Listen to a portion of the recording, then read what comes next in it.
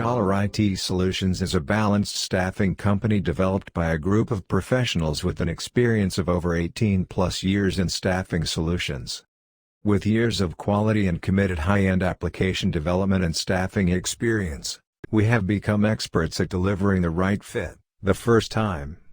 We will be glad to be your last stop and provide you with the perfect solution to your requirements. Follow Scholar IT Solutions LinkedIn page. For more updates, follow our social media pages.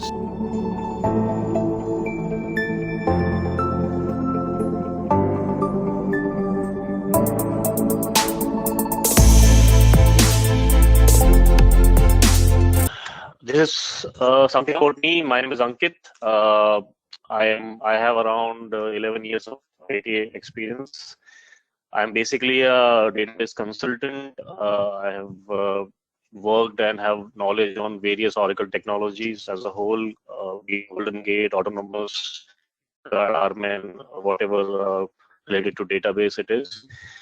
I am an open source enthusiast as well. I am very involved in Postgres, looking into how it works, how it is different, what is the market Postgres has.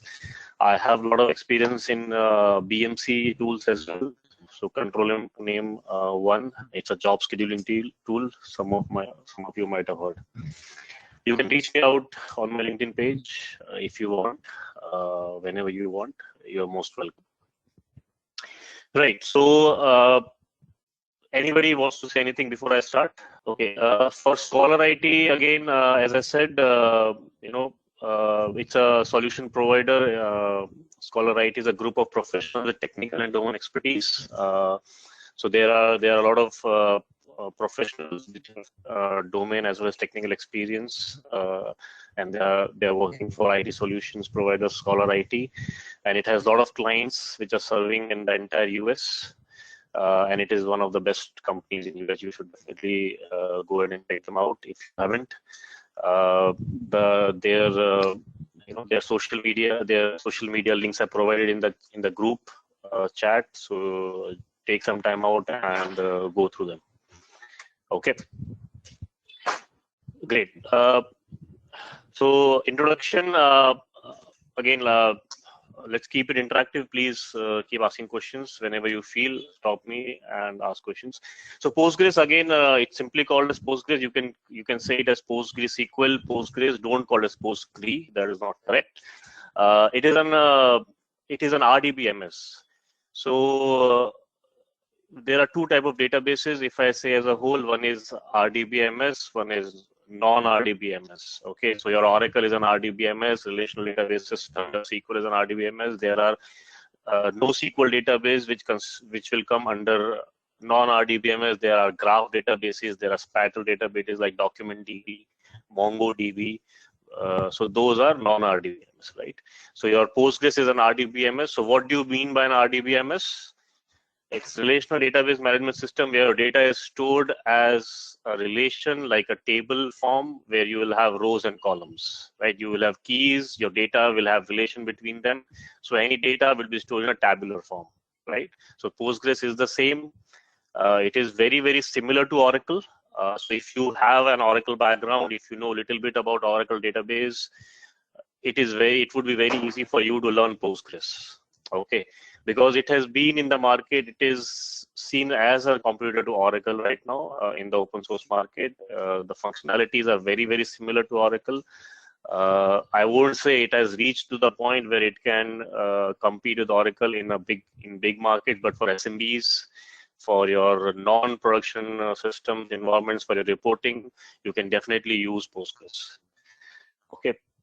So normal, simple, it can handle all your complex SQL queries. There is no reason why it won't be able to handle any SQL queries which are complex. It can handle your views, materialized views, your triggers, your formulas, everything. It supports your functions and procedures. It works on all the platforms. So you name it and it works on those platforms. The main USB of Postgres is it's free and open source. So what do you mean by free and what do you mean by open source? So free means I don't have to pay license to use it. I can download it readily from the web and use it in my system. It I can use it for test, I can use it for development, I can use it for production. I don't have to pay a penny. That is free. What do you mean open source? You can recommend changes based on your experience. If you have something good that you want to add on into the database, you can recommend it, and believe me, they will get added. I have that experience. So that's the open source. The source code is available openly. You can access the source code, you can tweak it based on your requirement, and you can also recommend the changes. So that is called open source. That's the USB of Postgres right now. Any questions? No questions? Right. Yes. Can you speak a bit loudly? Postgres is related to which company? Okay, so see, Postgres is not related to a company as such, but there is something called as EDB Postgres. So there are I would say two ways to use Postgres. One is your open source Postgres, where it is not certified by any company. You can simply download and install. That's an open source. There is something called as EDB Postgres. So EDB certifies that Postgres for you, right? So if you want to have a place where you have issues, you want to raise a ticket, how you raise for Oracle or somebody else, right? You can use EDB Postgres, but that's a licensed product. So you have to pay license to EDB. EDB is a company. You pay license to use that certified version. They will provide you the support in case you need. So is it for everybody? I mean, I can see Pankaj saying he cannot hear, but I think everybody else can hear, right? So Pankaj, please check your audio. And EDB and Postgres are different? Okay, so Postgres is a database, EDB is a company. Okay, how Oracle is a company, but you have an Oracle database, right? Like that. Postgres is a database. So it is certified as EDB Postgres. If you want to or if you want a support system, you have to, you can take EDB Postgres. You can download EDB Postgres, but again, it's the same thing. You need to pay license cost to EDB, and then you can, ask for support from them. So Postgres as an open source is available directly from the Postgres website. Okay, so I'm gonna run through who manages that also. If we see, it is like RPMs. It is on RPMs. That's the way to install it. Okay. So RPM is nothing but your packages, right? You understand Postgres is a database, right? How you have an Oracle, you have a SQL, you have DB2, you have SAP HANA, like that. Postgres is a database. Okay? Right. Ankit, Pramod this side. Yeah, Pramod. Actually, it's EDB is a company and Postgres is database. That is okay. But our question is, I think, he want to ask that whatever the database, Postgres database provided by the EDB, is the same source of that we can download from only the support is provided by the EDB, or that architecture or something is different in the EDB Postgres at the database level? Right. So there will be little differences. See, the source code or the underlying technology remains the same, but EDB will make some changes, in the code and then certify. So it behaves the same way, but there are little differences. So you can mention? Can you mention any license feature that is available in the EDB and not available in the open source? Yes. So, for example, your performance, right? If you know about Oracle, there is something called an AWR report, right? So that feature is available in EDB, but it's not available in open source right now. Okay, so you can generate an EDB. Means they are providing some different rich features available with the license. Yes. But there's no reason that you cannot work with open source. Okay, you can work with open source also. There's no problem. Okay. Ankit, this is Muhammad Nadeem. I'm early to this question. What about this security point of view? It's an open source, right? So how much secure as compared to Oracle? So could you please brief about? So see, it's an open source to download, right? Once I download and use it in my box, there is no security issue, correct? So once you, for example, Postgres 12, 13, 14 version you download and you use it in your system, right? There is no problem of security. Open source means the source code is available where people can tweak it. People can send recommendation to tweak it. So there is a group called Global Development Group. I was coming to that. They manage this Postgres, open source Postgres. Okay. So if you see the source code, you see that, okay, you know, there is something that is missing. I can send a recommendation. You send that to this group. They will check it. If they feel that you have done something great, they will add it in the next release. Right? Okay. So they will. Okay. Right. Okay, does Clear? it support clustering and ERP like the way Oracle is supporting, or is it only the standalone? No, it's a when you say standalone, it has its own features. So you can't compare it with Oracle at that level, but it has replication features. You can always create a standby, or you know, you can always have your streaming replication going. So those features are available with Postgres. So once we will change in our source code, so they have to authorize that one to add that feature. See, again, source code is not something that you change it and you know, send for authorization. What happens is, for example, you're running Postgres in your box and you find that, okay, you know, this functionality is something that little more addition is needed. So you send them a note, okay, I feel this is the addition that is needed, and you tell them how to do that. Okay, so you please add this code in the source code and it will be a better version. They will validate it. They will, if they feel that whatever you have said is worthy of adding it, then whenever the next release of the database will come, they will add that and release the version. So every half yearly they release a new version. Okay, so 2 weeks before they release Postgres 14. So if you feel that in 14 this is missing and this can be done by this code, so send that code to them. If they feel that that is good, if they test it, if it is good, they will add that in version 15 and release Postgres 15. That is how Postgres world, open source world works, right?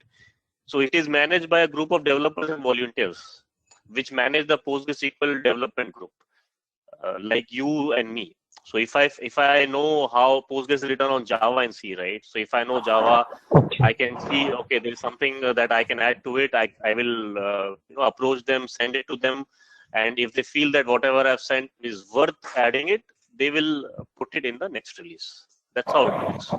Okay. Thanks. Okay. Thank you. Right. So for the history, yeah. This side, Rauf, I wanted to ask related to if suppose we have downloaded an open source Postgre and we have installed on a server or somewhere else. Okay. Now, if suppose a bug comes around to this database, Postgres which we have installed, so how this, like, we, for example, in my support, we in Oracle we go with Oracle support. Okay. So if you have downloaded the database and you have some issue, okay, and you are not able to resolve it yourself, so that is where there is a little drawback of Postgres open source.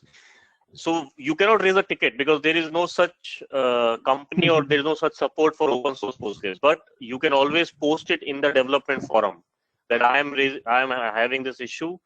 Can somebody help? So there would be a lot of people who might have faced it, or there will be developers who will come and help you out. Okay. So we cannot demand support. We can request support in open sources, right? Okay. But more or less, somebody will respond to you. Okay. Adding to this, if suppose they give me a solution for a bug, okay, then isn't that chargeable? No. Support from development or no? Okay, so support is also free. Everything voluntary. Everything voluntary and free. Okay. And okay, so support is also free, and this open source database is open source. You cannot call it as support. That's not support. Okay. That is voluntary. They are giving you. They are helping you. Okay. It's not support.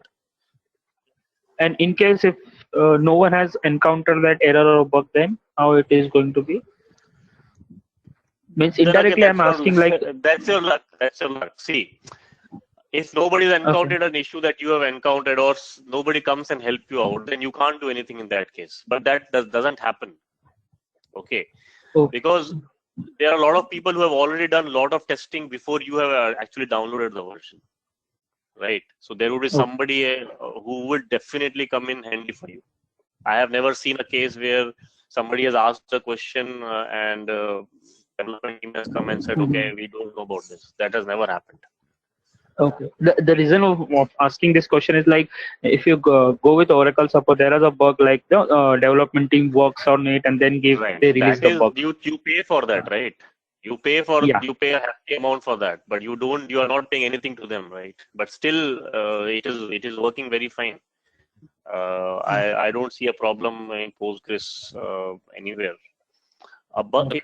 it will, if it's a bug, they will tell you it's a bug and they will fix it in the next release. Okay. One more question. Yes. One more question is like, any registration or any specific group to get added in that development group? As you said now, it's just a for forum. Postgres. It's just a forum. How you have forums, right, for other technical things. You just post it there. Okay. There is no registration or something. Just a forum. Any link or something like that? Yeah, normal PostgreSQL development group. You Google it, you will get the first link is that. Okay. Thank you very much, Ankit. Appreciate your response. No problem. So Ankit, would you be able to cover today's session architecture? Yes, that's what I'm trying to do. Okay, yeah, because if you going on all these questions, so I'm just wonder. All right, thank you. Right. Okay, great. So going for a little bit of history, it's always good to know history of the product that we want to learn. So it started in 1982 by Michael Stonebaker, and he started in University of California. Okay, I'm going a little fast here. So initially it was called as Ingress, then it was called as Postgres, and in 1986 that's where Postgres team started publishing papers. Okay, so that's the first step. Any new software or anything comes in, you have to publish papers. So subsequently, in 1989, they released the beta version for a small set of users. So it's a very recent technology, right? 1989. And the first open source version was released on August 1st, 1996. That is where it came into the market as an available database. And subsequently, the releases have happened. The current release that has happened is 14. It was released 2 weeks back, so you can find it on the website. It is available. They've already released, and they've already started working on 15, and it will be released, next year around June or July. Right. So this is the architecture of Postgres. Very similar to Oracle. If you know Oracle, you will understand it very clearly. If I will take analogies with Oracle and try to explain it. Any architecture has two components. It also has two components. One is your memory part and one is your files part. Okay. Oracle also has the same thing, instance and your files, right? So here also you have the memory part. So this is my memory part. These are my background processes. I explain each of them, and these are the files. Okay, there is something called as postmaster in Postgres, a very important process. If you want to understand it, if you want to remember it, remember what listener does for Oracle. Postmaster does the same thing for Postgres. So your listener in Oracle is responsible to listen to the outside connections and connect and authenticate and connect to the database, right? The same thing the postmaster does. Any new connection, any outside connection, suppose from the laptop you're trying to connect to the database, the connection will go to postmaster first. Postmaster will validate, will see whether it's an authentic connection or not, and then only it will allow the connection to pass to the database. If the postmaster is down, you cannot connect to the database. That's how it happens in Oracle, right? If your listener is down, you cannot connect to the database. Same thing. So postmaster, that's the work of postmaster. Every installation has one postmaster. That's the master process. Okay. Then memory. So it has three structures. When I say three blocks, one is shared buffer, one is wall buffer, one is process array. So shared buffer is nothing but your, if I take an analogy to Oracle architecture, it is nothing but your database buffer cache. Okay, so this is basically caching. So for example, if I run a insert, update, delete command or a select command, right? Select star from something. So what happens is the process will first look into the shared buffer to find whether the data is available in shared buffer or not. If it finds in shared buffer, it will get the output from there only, right? If it doesn't find in shared buffer, it goes to the data files, pick the data from there and put it in shared buffer, so that anybody else who runs the same command doesn't have to go till data file to fetch the data. So that's the concept of caching, right? That's what happens in Postgres. So that part of caching of data for your early output is done at the shared buffer level. Then you have wall buffers. So wall is write ahead log. It is analogous to your redo logs in Oracle. So any changes that you do an insert, you do an update, you do a delete, any DML, any changes to the data you do, the information about that is stored in wall buffers, right? So these are very important for your recovery, correct? So your wall buffers are your redo logs. The data from your buffer is returned to your wall segments. So that is your online redo logs. So this is your redo log buffer, and this is your online redo logs. So once this buffer is full after certain conditions, the data is flushed to your wall segments, right? Process array is nothing but how you have your library cache and your data segments in Oracle. So any query that you write and you run has to do a lot of things like syntax check, semantics check. The parsing of the query will happen. It will generate a plan. According to the plan, it will execute, right? So for that, it needs memory. Or doing all these steps, a subsequent amount of memory is needed, correct? That amount of memory is provided from process array. So that's temporary for every query. Once it is done, parsing remains, but the other memory that use is released. Okay, so this is pretty simple. 3 blocks: shared buffer, wall buffer, process arrays. Then you have your files. As I said, data files is where your data will be residing, your actual data. Remember, Postgres is a file system-based database. How you have a laptop, right? You have a C drive and D drive. So that's how your Postgres is. You can store as much of data as you want, as much space you have on your drive, right? Same way, as much of space you have on the file system, you can utilize the space. So that is your data files, your wall segments. As I said, these are the logs, your redo logs, for example, the changed data that will be in these logs, and very, very important for your recovery. Archived wall. So again, same concept. If you opt for archiving, the wall segments will be archived and it will be put into archive walls. So this is again how you have archive logs in Oracle, right? Same way you have archive walls in Postgres. And you have error log files. So how you have alert log in Oracle, right? You have error log files in Postgres. So any errors, that is any errors or any any issues you see in the database, or any command that has not correctly executed, those will be stored in your error log files. So basically, these are the files that are available in Postgres. Then, Okay, can we in error log can we identify that which query is running more than 1 minute or like some time period? so that you don't do it in error log. You do it in your inside the database. There's an option to find out the long running queries. Okay, so that is available inside the data. You don't have to go to error log and check that. Okay. Can you please hello? Can you please repeat regarding the wall segments? Basically, what is the use of wall segments, you said? So if you know about Oracle, there is something called as redo logs. Okay, Correct, the same got thing it. in wall segments.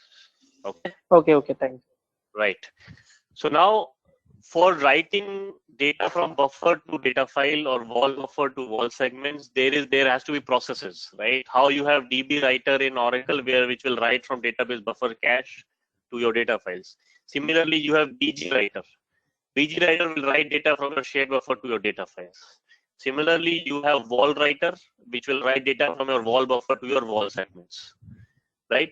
You have log writer, which will write error logs, error details in your error log files.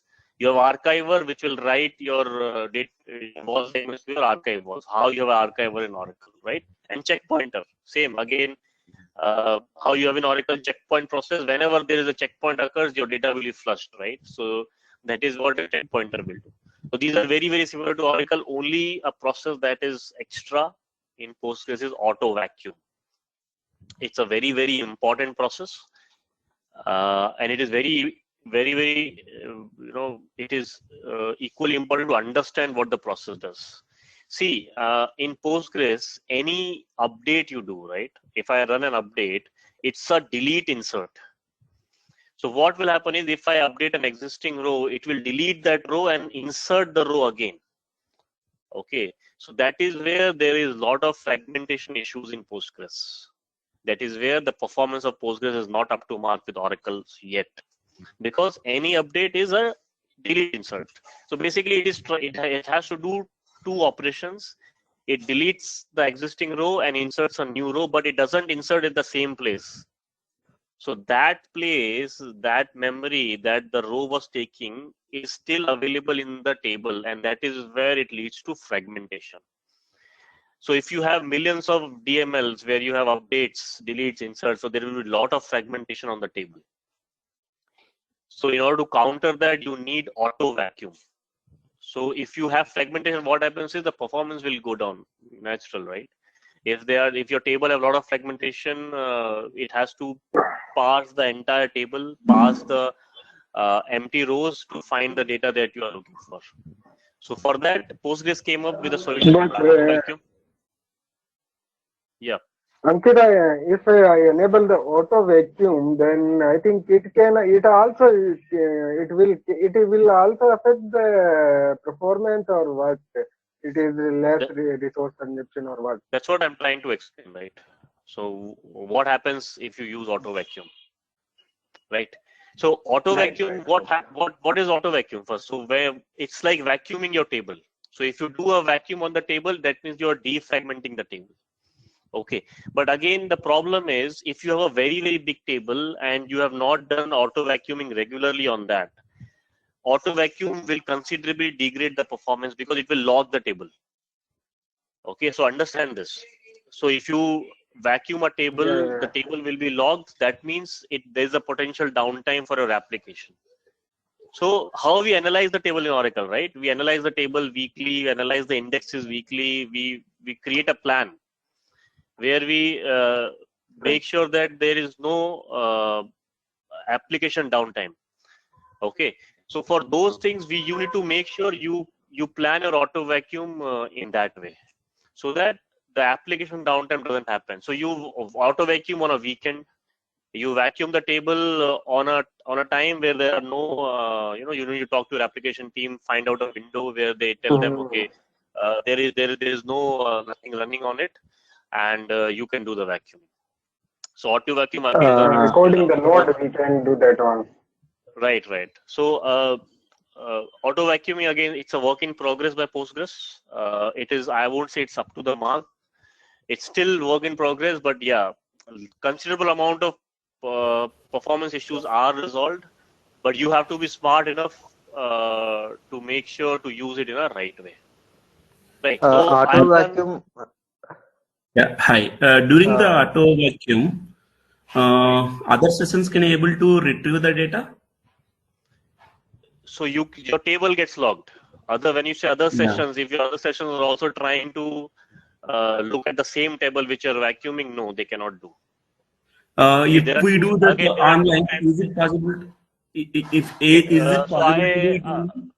What I can do is listen. I need to finish this first, and I'll take the questions at the last. Is it okay, guys? Fine. Okay, please. So again, auto vacuum is there are two types of auto vacuums. One is full and one is analyze. Okay, so if you use a full vacuum, the table gets logged. Nobody can do a select also on the table. But if you do a analyze or vacuum analyze, then the table is not logged. But there are considerable differences in auto vacuum, full and auto vacuum analyze. Okay, so maybe you have to read it to understand better. But again, if I give an analogy to Oracle, we do a analyze index and analyze table, right? Full table analyze on the weekend and incremental analysis over the weekdays to make sure there are no fragmentation. In the same way, you have to use auto vacuum. Okay, so whatever questions you have, hold on. I want to first go through this PPT and then I'll take the questions. So that was the architecture. So process architecture, how the connectivity happens. For example, you have a laptop and you're trying to connect to a Postgres database. So what happens is, so this is you with a laptop. So whenever you try to connect, I have explained this anyways. Whenever you try to connect, the connection will first, it fall on to Postmaster. So your backend, this backend process is that. Once the Postmaster validates your connection, it will allocate you the shared memory. So how you have PGA in Oracle, right? You will have your own memory in Postgres. Once you are allocated the shared memory, your background processes will be forked. Your Postmaster will fork them for you, and then you will get the connection. Then you will get the access to your database cluster. See, this is very internal. If you don't want to learn or go through this deep, that's okay, but the whole point is understanding Postmaster is very, very important. Okay, so you need to make sure your Postmaster is always up and running. Okay, any background process, if you kill, Postmaster will fork it again. So there you are safe. But if you kill the Postmaster, it will not come up automatically. You will have to, you will have to bring it up automatically. Okay, so you need to make sure of that. Database cluster, I will talk about what database cluster is. It's not same what we have in Oracle. It's not like that. Basically, a group of databases is called database cluster in Postgres. Okay, but we will talk about that in the coming slides. So this is a little bit of information I have already explained: logger, checkpointer, WallWriter, everything, stats collector. So any plan, how your query will take a plan. Explain plan, for example, many of you might know, right? How it comes, that is based on stats. So how the stats will come, that is somebody is collecting the stats. So in Postgres, your stats collector process will collect the stats. So what stats, and each and everything on the table as a stats will be collected, which will help the Postgres internals to create a best plan for your queries. Okay, so your stats collector is a very important process. There are two tables that are important. You can make a note of it if you want: pgstat activity and pgstat all tables. So any statistical information about a table you want to know, you want to find out, you have to query these two tables. Okay. Again, Postmaster as a listener, as I already explained, you need to understand that it connects on one and only one TCP port. So what do you mean by that? So in Oracle, we have a port called 1521, right? In the same way, you have a port called 5432 in Postgres. So your Postmaster will connect, it will listen on 5432. If you have more than one installation on the same box, so your second installation will have to use some other port. So by default, it will always take 5432, but you can change it if you want. That is up to you. But yeah, whatever port you use, you have to make sure that's open for the outside world. If it's not open, no request can come in. Okay, so basically any connectivity that happens, that's on the TCP port. So your client will request a connection, it will go to Postmaster. Once Postmaster will authenticate, it will allocate you the memory. Once the memory is allocated, then only you can connect to the database. Okay, let me take a few questions here. Any questions till now? Ankit, what happens when the Postmaster is down? Or what will be the status of the existing connection? You cannot connect to the database. If your Postmaster is down, I basically cannot reach the database. Can we connect locally to the database without Postmaster? No, you cannot. Like any in Oracle, client request will have to go through Postmaster. Okay, like in Oracle, even if the listener is down, we can log into database and then start up the listener and then check the condition. So is Why it do you want to something like log that? into database and start the list? Why you don't do that? No. You started using LSNR CTL, right? So that is not Yes, inside the right. database, right? That is Right, you're right. That is going in the the utility. software, right? Right. So, So if I in the want same to do way, some maintenance activity, then if I want to do the postmaster down and then do the maintenance activity on the database and then start it up. So if the postmaster is down itself, then I'll not be able to connect to the database again. Or yes, you cannot, because for any client. See, if you are using the same box, you can connect to the database fine. But if you are using, suppose, SQL Developer, right, to connect. Yes, sir. So Take an locally example, I can right? connect. So locally I can connect. Remotely I can't connect without postmaster. But locally also, if your postmaster is down, all the processes will go down. Okay. Okay. Okay. Got So it. that I don't think you can connect. Right. That's good. But in Oracle, it doesn't happen like that. Your other process will still be up. Right. Is it like a manager process? Yes, you can say that. It's like a manager process who will manage all the process, but yeah, it has to be up all the time. P1 process, like All P1. these BG process are mandatory or optional? Which one? That BG process. It's Tax mandatory. If collector, you not don't have collector. the BG writer, then how you will write the data into the files? No, I So am asking BG about writer, all the background processes, not only they are BG. mandatory processes. Yes. All So right, okay. anyway, if any process goes down, postmaster will fork it. So you don't have to worry about it. Okay. So if, for example, somebody kills your BG writer, right? Postmaster will fork it immediately. Create a new BG writer. Yes, okay. This it couldn't happen in Oracle. So that's why. This cannot happen in Oracle, because if you kill PMON, your database goes down, right? You cannot connect to the database. So this doesn't happen in Oracle. Postgres, sorry. Do we have any optional process here? Optional. See, every database has optional processes. Archiver is an optional process. If I don't have my database in archive, then there is no point of using archiver, right? So every database will have optional processes. Okay. But there are some mandatory processes which will always be involved, right? Mm-hmm. Okay, great. Moving forward. Yeah. Rauf here. When the checkpoint happens, any specific interval time, and when a WR writer writes to val pipe. And it's the same second concept how question. you have in Oracle. Okay. So if you know about Oracle, when your checkpoint happens, whenever it is 1/3 full and all those things, right? Whenever you stop the instance, your checkpoint will happen. Whenever a redo, your switch will happen, right? Lock switch, the checkpoint will happen. Same thing. Whenever your wall segment will switch, your checkpoint will happen. There is no MTTR target parameter in Postgres which you can set, how you have in Oracle. Okay, but so these are internals which will happen automatically. Because see, So Postgres is a auto commit. Okay. Right. So it doesn't have that thing where you need to commit you explicitly to do a commit. It doesn't happen in Postgres like that. As soon as you put an insert, it is an auto commit. Any specific time interval? For example, in Oracle, it is 3 minutes, right? No specific time interval.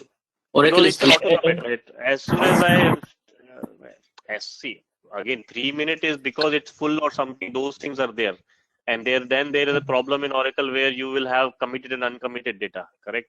But here it is not the case in Postgres because it's an auto commit.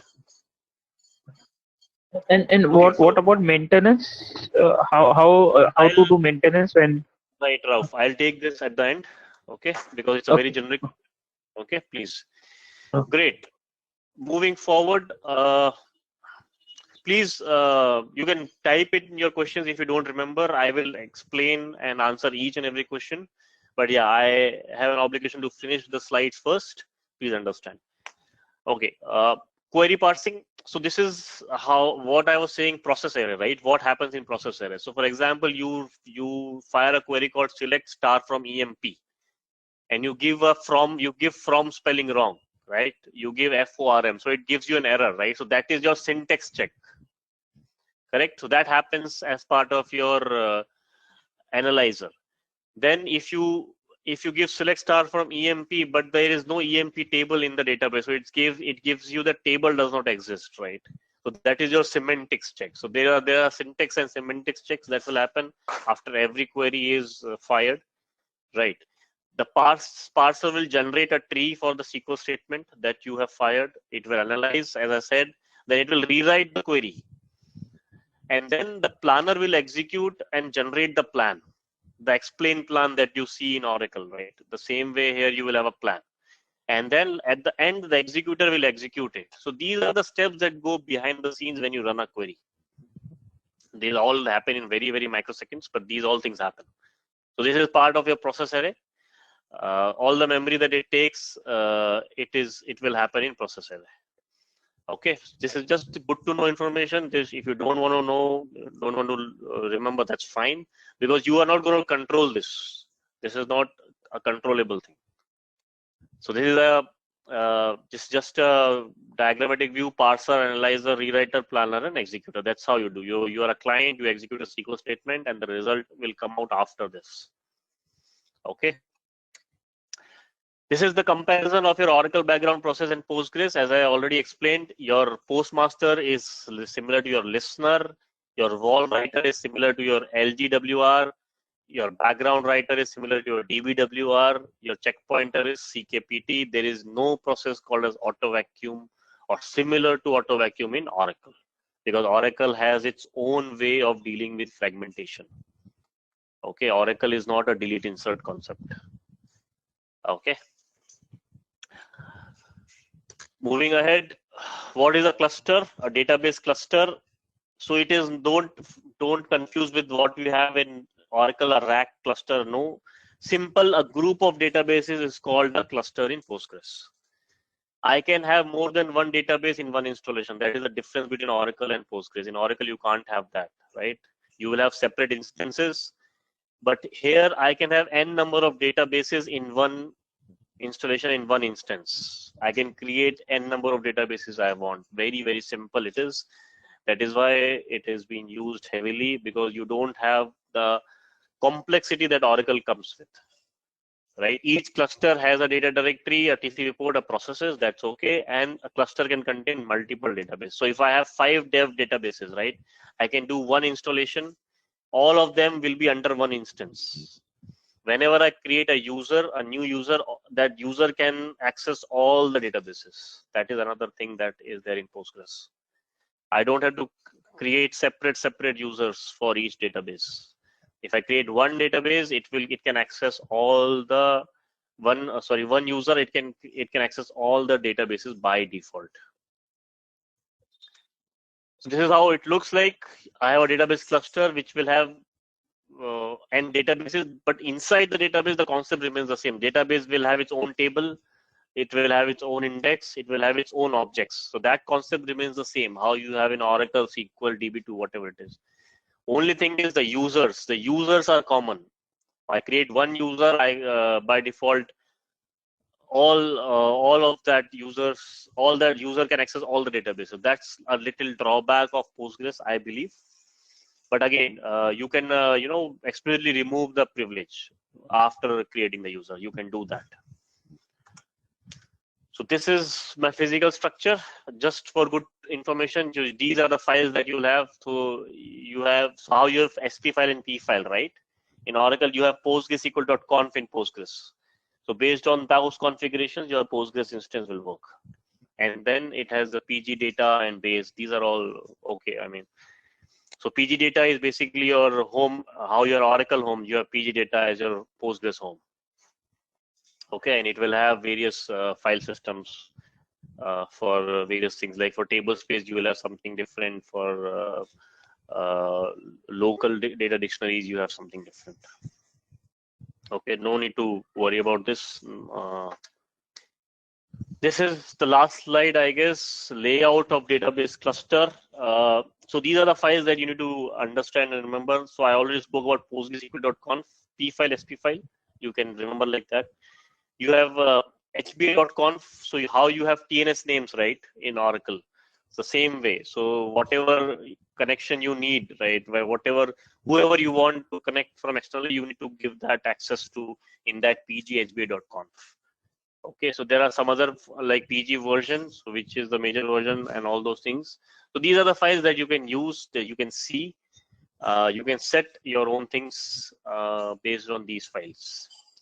Okay, there's not much complexity, 1 or 2 files here and there where you will have to remember. But the most important is your PostgreSQL.conf. Okay, that is the most important file. Because any changes that you want to do, for example, memory of the database or changing the database into archive mode, or resetting or changing the size of your wall segment or log size, anything that you want to change, you have to change in PostgreSQL.conf. Okay, and so it also has the concept of static and dynamic parameters, how you have an Oracle. So there are some parameters that are static, there are some are dynamic. So if you have static, you will need to reload the configuration. Okay, so that's about it from my side. So I wanted to cover architecture, which I did, then how the connection happens, then the internals, what is the internal of Postgres, how how after installation you will see database and what level of access you will have. So I am ready to take questions. Ankit, yes. one query here. As you said that postmaster behaves same like listener. Okay, so the Right. same thing is included included as TNS name SQLnet.ora. I said right. So postmaster will look at the pghba.conf. PGA. Okay, which I explained, pghba conf. That is the file where it will have the details about who is authorized to log into the database and who is not. pg_hpa.conf. Okay, HBA. Okay, fine. All the entries will be available. Yes, yes. So if you want to make a new entry, you will make an entry in pghba.conf. Yeah, can you tell about the high availability and replication Postgres? Right. So you have a streaming replication. If you want to create a standby, you can do a streaming replication. It's pretty simple. You just need to create a replication user at your primary, and you need to set some parameters at your standby, like hot standby on and all those things. So there are little configuration that you have to do. So it's like a data guard concept. Those are part of the cluster software or external? Yes. Everything is part of the software. So you don't have to do anything from outside. You just need to make changes in the PostgreSQL.conf of your standby and PostgreSQL.conf in your primary. Okay, that is it. Nothing from outside. There is no such concept of pluggable or non-pluggable database here. Is it available from version also, the replication? Version what? Is it the data replication is available in PostgreSQL 12? Yes. From 10, 11, you can do replication. There is no problem. Okay. Hi Ankit, how about consistency in Postgres? It follows ACID properties because it's a RDBMS, right? So how your Oracle is consistent with ACID properties? Yeah, that's why my doubt is there. There is no undo concept, right? As you told that. Yes, there is no undo concept. So then that doesn't. Can happen by that val, right? See, undo is not related to consistency. Undo is something that you have a data which you can fall back to, right? Consistency is something. Two concepts, right? In Oracle, roll forward and roll backward. Roll backward is taken care by that undo, but here, if there is no, that's why I'm a bit confused here. Consistency. So if you are running if for example you are running a query and your database goes down, right? So that anyways has not happened. So it will not have any impact on database. So in Postgres, very simple. Either it has committed or not committed, because it's an auto commit. So if it's not committed, there is no point of roll forward or roll back. If it's committed, then the data is already there. No, committed data, that is okay, fine. That will get it in that val archive, indirectly archives. But uncommitted, that is called as consistency, right? We need that data. There is no uncommitted data in Postgres. Okay. Okay. Okay. Okay, there is no option of uncommitted data. If you run the query in block, so if you run it in begin and end, okay, if you run an update command in begin and end, then you have to give either rollback or commit. So that follows the same concept. But it anyways doesn't use an undo, doesn't need an undo. Okay, that is why I said it's an auto commit. There is no concept of uncommitted data in Postgres. So there is no problem of consistency. So Ankit, as per as you said, fragmentation is a disadvantage. So apart from this, do we have any disadvantages as compared to Archit? Yes, so performance is a big disadvantage, I would say. That's the major thing that Postgres is still working on, because see, that is where the things boil down to, right? If I want, so I cannot right now use a Postgres for OLTP, online transactional process. I can use it for OLAP, where I can analyze the data, right? I can use for reporting. I can use to store data and then generate reports out of it. That I can do. But I cannot use for OLTP where I have heavy transactions. Then the performance will come into picture. I cannot use Postgres for something like LinkedIn. I cannot use it for something, I don't know, I mean, Facebook or something, right? Because there are heavy transactions going on at every second. So Postgres will not be able to cope up with it right now. But yeah, if I want to generate a report, I mean, I can generate report. Okay, how many users were logged in, or whatever report you want, right? Every week, weekly, monthly, you can use Postgres database for that. So you can use an Oracle database for OLTP. Instead of using an Oracle for OLAP, you can use Postgres. So you can replicate data from Oracle to Postgres and then generate reports from your Postgres database. So you save an Oracle license, right? So you are saying that it is best suitable for OLAP, right? For high-end, yes, OLTPs. For SMBs, you can use for OLTP as well, but yeah, there will be performance hit. Okay, even though we have an authorized time, we can from EDB. So see, that is okay, but performance is there has to be a mechanism for a high-end performance, right? If I have a customer who says that okay, I cannot afford a 0.1% of downtime, how will you suggest Postgres to them? okay, do we have Anyways, you any need to big clients vacuum. who are using an Postgres? Yes, there are clients, but they are using for reporting, as I said. Okay. Right. Okay, But that's there are great. SMBs, smaller business who cannot afford other databases. They are happy using Postgres. Okay, so is it this suitable for an OLAP database, right? Yes, more suitable for OLAP. Once the performance is up to the par, you can always use for OLTP also. But yeah, that is the future for Postgres. Okay, so do we have any concept like an rack over in here? Oh, no concept of that. Hi Ankit. Okay. We have that Postgres.config, right? For the all cluster database only, we do have only one file. For one installation, you will have one file. So then, if you want to change any parameters, any particular database, you can change at the database level. So there are certain parameters which are at the database level. There are certain parameters which will be at the cluster level. Okay. So if you want to change for one particular database, you can run it at the database level itself. Suppose it is a static parameter, then we need to bounce the database, right? Sometimes, then it is going to be impacted other database also. Obviously, yes. No, so see, any static parameter, you cannot bounce one particular database in the cluster. You have to bounce the entire cluster. Yeah, then it is going to impact other It's like database also. Yeah, obviously, yes. But most of the parameters at the database level are dynamic. All the parameters at the cluster level are static.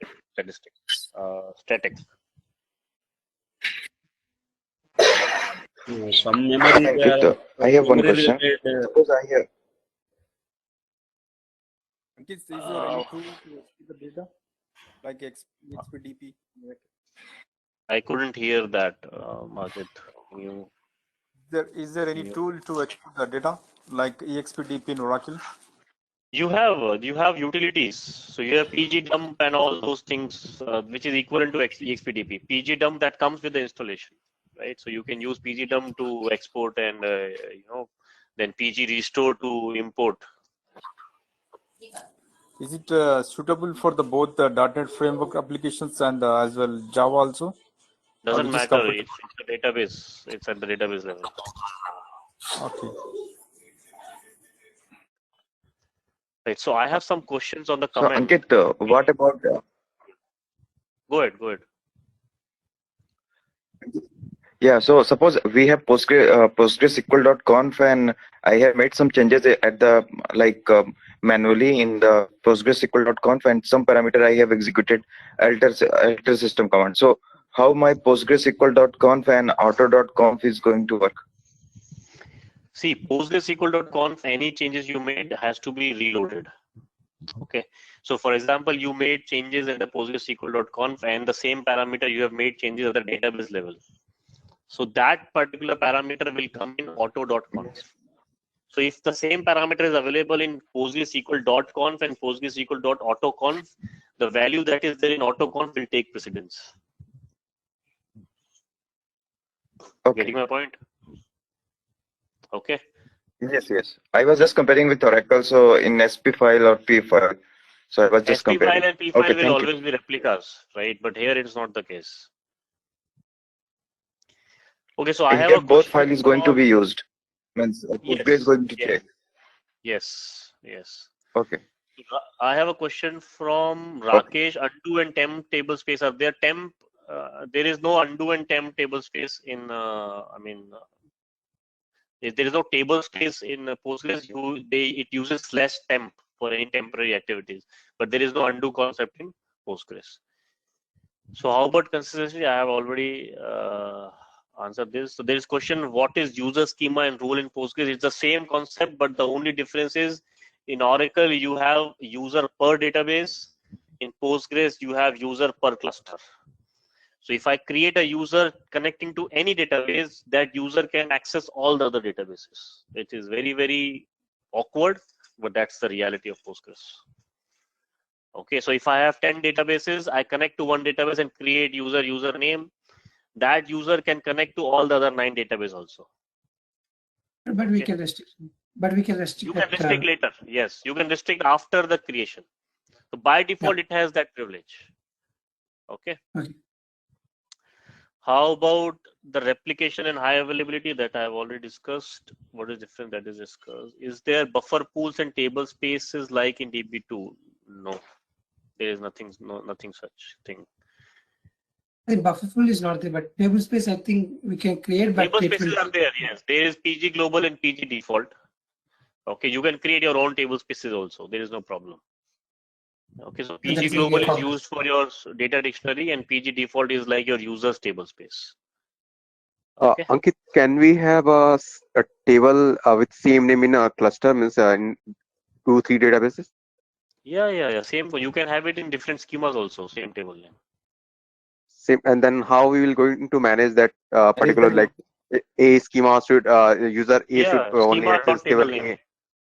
No, I'm saying access. How means if you want to restrict, like suppose a table A is in 3 databases, but I want to access only one database.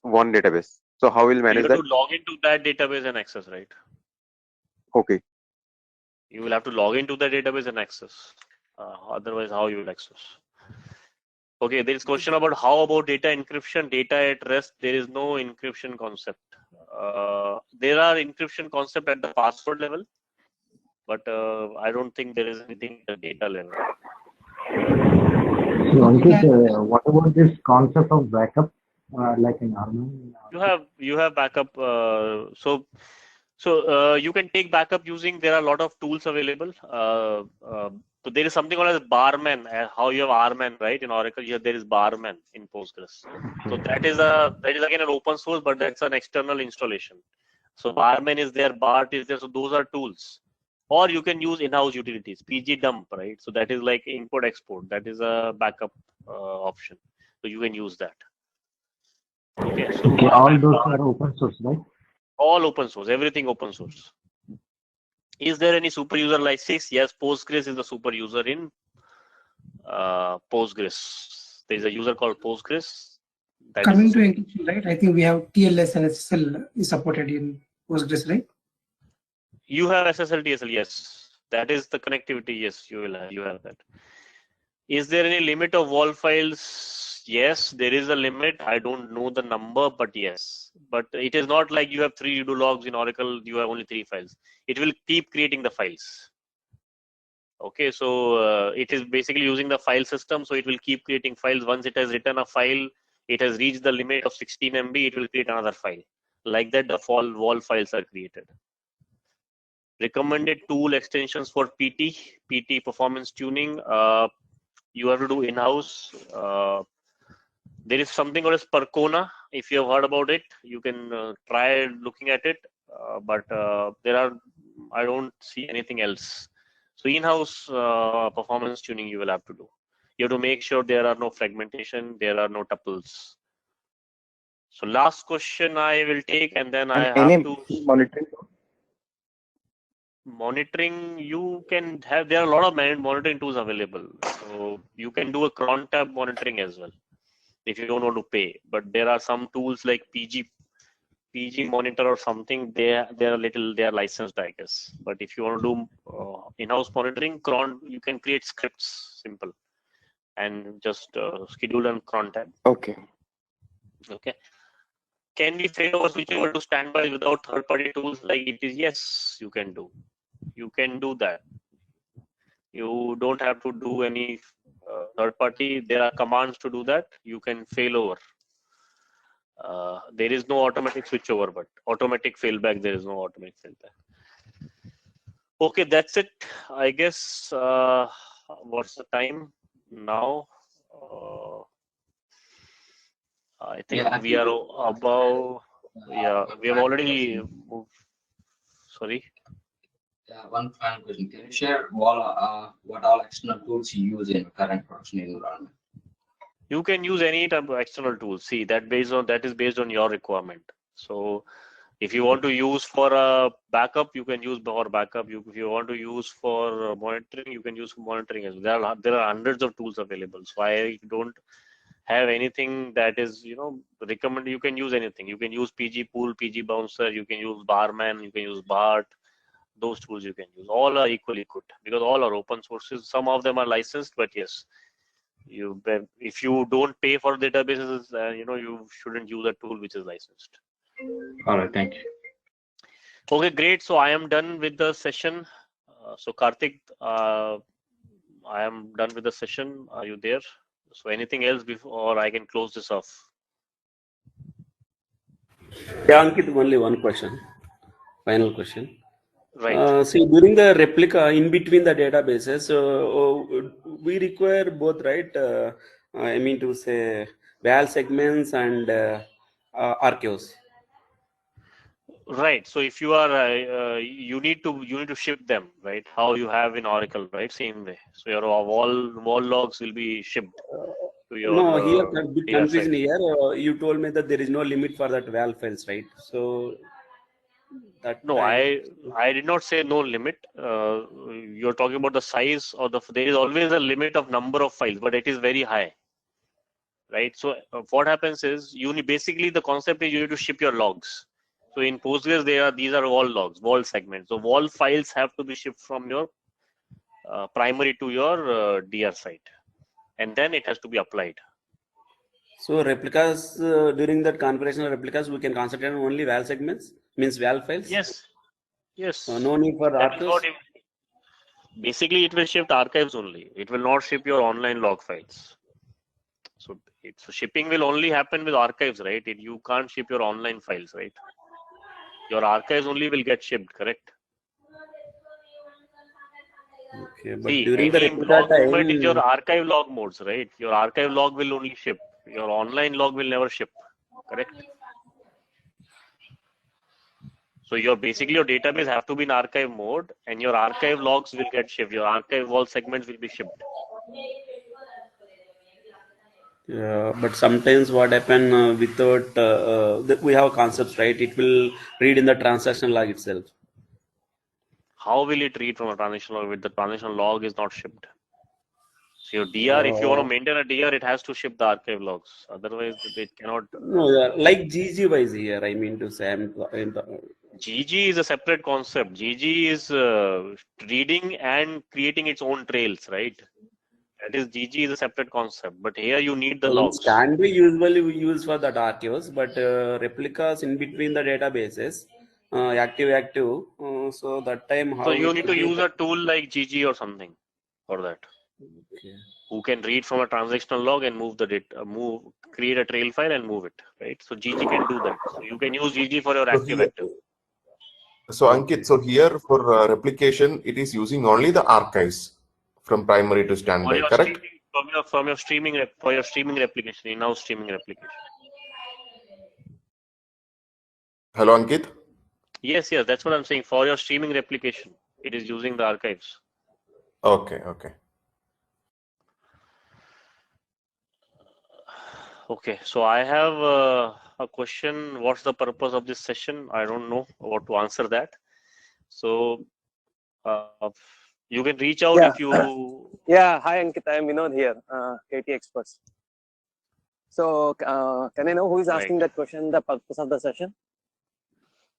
Yeah, yeah. Yeah, this is for informational purpose or like is an alternative, like sort of training purpose? Yeah, it's information purpose only. So you can I know from which part of the group, WhatsApp group? We have around 25-30 WhatsApp groups, right? So are you DBA? Yeah, I'm with DBA. I mean. So you know about me, right? I'm Vinod. Yes, I know. Yes. Yeah. So I hope you are following. We conduct every week free sessions, right? So as part of that one, this one also, we are doing this session so that we can introduce to the right people. So if anyone wants to learn Postgres, so at least they will get some idea. So to whom to contact, what else we can do. And somebody may need, everyone knows this is the platform we created to meet people. Okay. So as part of that one only, we are doing this session. Okay, got it. Yeah. So this session, whatever we are doing weekend sessions, it will help definitely for their career. So it's a good question. So that's why I am asking you. Thank you so much. So what is the Scholar IT Solutions? Sorry, I missed the. Okay, it's a US-based company, IT consulting company. Okay. Like Infosys or whatever you say, right? It's an IT consulting company in US. Okay, all right. You know, as you told that you have 20 to 30 WhatsApp groups. Is it the right group for the Oracle DBS? The present We one? have around Oracle DBA group. We have 7 Oracle DBA groups. Okay, and we have Postgres, AWS, DevOps, data science, NoSQL. So how do we sign up for those? Like, is there any? Yeah, if you open the KT Experts website, okay, so you will get a pop-up like what groups you want to join. There will be a pop-up form. All right, got it. Yeah, thank you. Okay, so in that, if you say, if you provide your details, so our volunteers, we have volunteers across the world. Okay, so they will help you to add you to the right group. Yeah, that's helpful. Thank you. The Oracle DBA, all the groups are the same one or the different? Come again? Is all the So different, his question is, you have different Oracle groups, right? He's saying all these groups are same or different Oracle groups. The information you share in different Oracle groups, is it same or different? It will be same, but the discussions will be different. See, in some groups we have 200 people, some groups we have 240 people, some groups we have 100 people based on that group discussion. But whatever information the KT Experts is sharing, it will be same. Did I answer your question? Hi, Vinod. Do we have any future sessions regarding the Postgres practical? Yeah, exactly. We can do that. That is what I'm looking for. What I need from you guys, just to reach out to us and let us know what you need exactly in future, what kind of sessions you need. So we'll arrange all those things. Okay. Could you please prepare one form so that we can provide inputs and so that we can get an answer? I hope you know my WhatsApp number. You can reach out to me or Karthik, okay, or Ajay, anyone, okay, and ping us. We can talk offline, and you can get my details. So, are you providing? What is that? Come again? Sorry, are you providing paid trainings like? No. We don't provide. See, I am repeating again same thing. We are making people to interact. You can if the Ankit if he is interested in training, you can directly contact him. But officially, we don't provide any training from KT Experts. Did I answer your question? Oh, okay. Yes, got it. Thank you.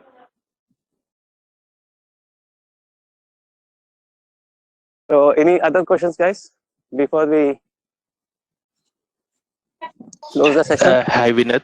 I have one question. This is Bala. Yes, Do we Bala. have any Informix DBA group? No. Till now, you are the first one who is asking me about this one. If you really want to manage, we can create a group and we will support you. And regarding sessions, anything, we'll take care of it. But you are the first one who is asking about Informix. Okay. Any session will be there for the Oracle DBA? Oh, come again? For the Oracle DBA interview sessions, is there anything like this? I don't know whether you guys are part of real time issues. We have one separate group. So where we created real time issues one group. In that we have around 200 people. We are doing discussions once in a month. Okay. And we documented all the important questions, real-time issues, everything in Google Sheets. And if you are, whoever is interested, right, ping the group admin, or you can ping me. I will add you to that group. So in that Google Excel sheet, you will get all the details, what kind of interview questions, how to face, to be a nice DBA, good DBA, what you have to do. So everything is there in that Google sheet. And that information you can't get in the internet, Google. Yeah, that's what I need. Yeah, that's also, I also need. Yeah, sure. You can ping me offline. Sure. Any more questions, guys? So your number is mentioned somewhere? So yeah, Karthik, you can ping my number in the WhatsApp group chat, in the GoToMeeting. So whoever is interested, you can ping me in my WhatsApp. So I'm happy to help you guys. All right. Sure. And you can find my details in the KT Experts page about, and my LinkedIn, everything is there in that page. You can reach out to me through LinkedIn also. And I hope everyone knows, top 100. I'm happy that everyone is supporting us. If you take top 100 Oracle website, ours is the 15th rank, and that is all help from the volunteers. Okay, great. All right. Yeah, Ankit, I'm done. You can, if you don't have any more questions, we can close it. So, yeah, I think we can close it. Thank you so much. Yeah. Thank you, Ankit. Thanks a lot for your time. Yeah, thank you. Come over. Thank you. Have a good day. Thank you.